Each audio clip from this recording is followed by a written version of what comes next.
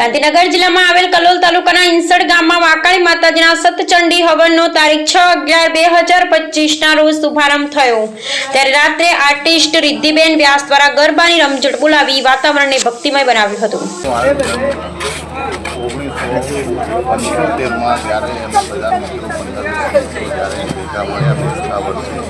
સવારે લગભગ 11 વાગ્યાના આસપાસ ત્યારે બધા મિત્રોને વિચાર આવ્યો કે આપણે આપણા ગામ થોડા માતાજી મહાકાળી માતાજીનો અનકૂટ દેવ દિવાળી આપણે ભરીએ।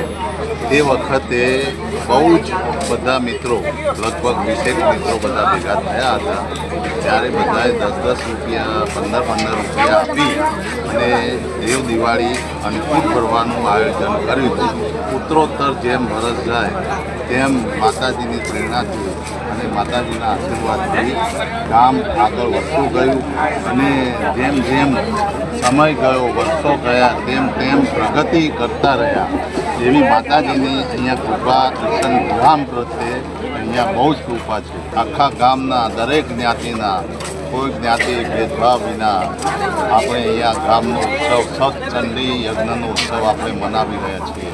ત્યારે હર્ષ ઉલ્લાસ સાથે દરેક ગ્રામજનો બહાર ગામ રહેતા પરદેશ રહેતા દરેક ગ્રામજનો અહીંયા ઈસણમાં પધાર્યા છે અને આનંદ અને જે અનુભૂતિ માતાજીની અનુભૂતિ કરી રહ્યા છે। અને આજે જો ગરબાનો પ્રોગ્રામમાં ફૂલ વસ્તી એટલે કે લગભગ 2,000 થી 2,500 જેવી વસ્તી હશે અને ખૂબ ગરબે ઘૂમે અને આનંદ કર્યો। હું છું જયદીપ શુક્લા, આપ નિહાળી રહ્યા છો ક્રાઇમ પેટ્રોલિંગ ન્યૂઝ ચેનલ। તેને યુટ્યુબ પર લાઇક કરો, શેર કરો અને સબસ્ક્રાઈબ કરો જેથી કરી અવનવી માહિતી મળી શકે।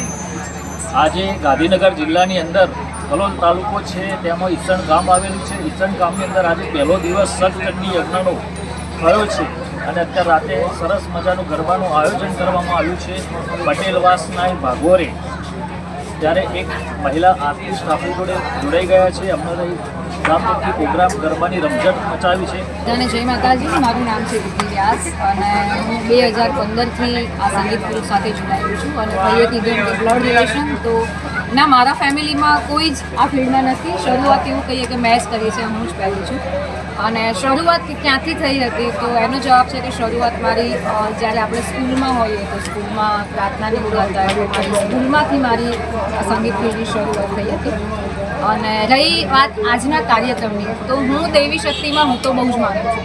તમે કીધું કે અહીંયા એની અનુભૂતિ થતી ને તો હા, કે જ્યાં આટલું સરસ મજાનું યજ્ઞ થતું હોય, આટલા ભાવથી આટલા પ્રેમથી ગ્રામજનો એમના ભક્તો જો આટલા દિલથી હવન કરતા હોય તો માતાજીની અનુભૂતિ તો સાક્ષાત થવાની જ છે।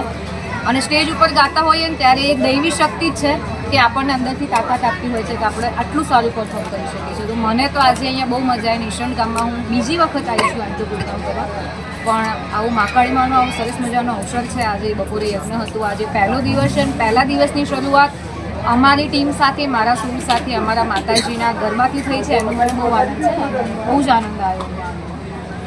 વિદેશમાં કોઈ પ્રોગ્રામ કરેલો નવરાત્રિની અંદર અને પ્લસ બીજું કે તમારું કોઈ મનગમતું ગીત તમે રજૂ કરો જેથી કરી અમારા દર્શક મિત્રો સાંભળી શકે જે રીતે થયું હોય।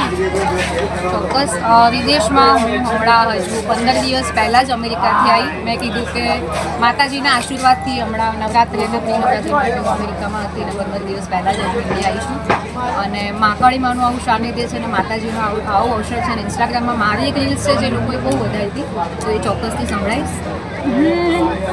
મહાકાળી અમે તારી રે દયાથી જગે માયું જડા, મહાકાળી અમે તારી રે રજાથી ડગલા માંડેતા,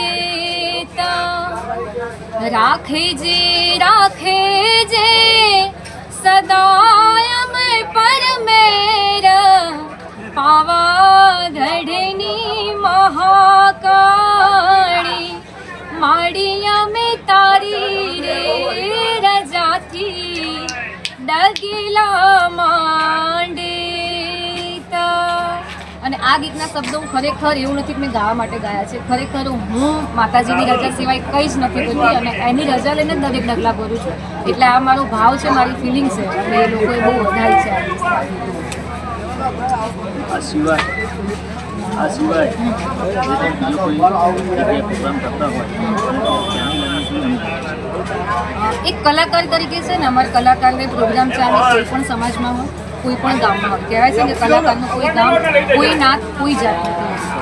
એટલે અમે ક્યાંય પણ સ્ટેજ ઉપર જઈએ તો દરેક જગ્યાએ અમારું અવસર છે, અમારું પ્રોગ્રામ છે ને અમારે જ અવસર આ દીપાવાનો છે એવી લાગણીથી જ અમે દરેક જગ્યાએ પ્રોગ્રામ કરતા હોઈએ છીએ. એટલે અમે દરેક જગ્યાએ બહુ સારીને લોકોનો રિસ્પોન્સ, બધાનું માન સન્માન પણ બહુ જ મળે છે અને દરેક જણની હું આભારી છું કે એમના લોકોના પ્રેમથી એમને જે માન સન્માન આપ્યું છે એના લીધે જ કદાચ હું આટલે સુધી પહોંચીશ. એવું નથી કે પ્રચલિત ગરબા ખોવાઈ જ ગયા છે. હજુ ઘણા કલાકારો એવા છે જેણે જૂના પ્રચલિત ગીતો પકડી રાખ્યા. જેમ કે હું મારી જ વાત કરું, તમે અહીંયા કાર્યક્રમમાં હતા તો ઘણા બધા જૂના ગીતો એવા છે જે અમે રોજ ગઈએ જ છીએ કે ના, કારણ કે આપણા જૂના ગીતો, આપણા પ્રચલિત ગીતો આપણે પકડી રાખશું તો આપણી આવનારી પેઢીને એના વિશે ખબર પડશે. અને રહી વાત કે આજકાલ થઈ રહ્યું છે એનું કારણ શું, તો ક્યાંક ને ક્યાંક કહેવાય કે સોશિયલ મીડિયાના સિક્કાની બે બાજુ જેવું છે. પોઝિટિવ ને નેગેટિવ એનો બંને દેખાય છે. એટલે ક્યાંક ને ક્યાંક દેખાદેખીમાં, જલ્દી હાઇલાઇટ થવા માટે, જલ્દી ઉપર સુધી પહોંચી જવામાં, જલ્દી આગળ વધવા માટે લોકો અત્યારે ગીતના ઘણા બધા ગીતોનું કે આપણે એનું રિમિક્સ કરી નાખીએ, મેશઅપ કરી નાખીએ કે જેથી કરીને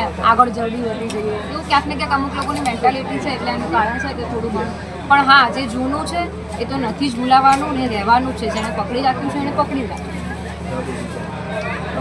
રિયાજ વગર તો આગળ અવાજ કેટલા વર્ષ કેટલા કલાક રિયાઝ એવું છે કે જ્યારે સિઝન હોય ને ત્યારે ટુ બી ઓનેસ્ટ સિઝનમાં અમને ટાઈમ મળતો નથી. પણ હા, જ્યારે સિઝન ના હોય ત્યારે ઘરે સવારે 2-3 કલાક જેવું રિયાઝ અમારે થતો હોય છે. બાકી તો સ્ટેજ ઉપર રોજ 4-4, 5-5 કલાકના શો કરીએ એટલે ઓટોમેટિક જ ઘણાને રોજ રિયાઝ થઈ જતો હોય છે.